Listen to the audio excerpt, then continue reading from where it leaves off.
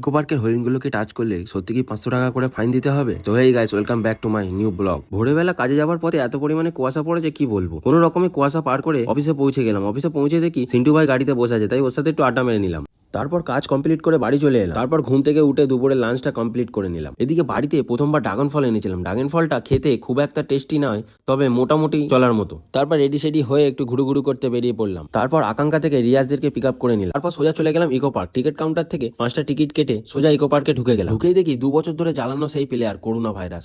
আবার মনে পড়ে গেল সেই কথা। তারপর দেখলাম টেক অফ নামে একটা গেম সেন্টার চালু করেছে বাচ্চাদের জন্য। তারপর দেখলাম একটা কাকিমা মাথায় চুনি লাইট লাগিয়ে ফটো তুলছে। এই কি? তারপর এখানে লেখা ছিল টাচ করলে 500 টাকা ফাইন। টাচ তো দূরের কথা, ঘাড়ের উপরে চেপে বসেছে। তারপর হাঁটতে হাঁটতে চোখে পড়লো সেই দৃশ্য।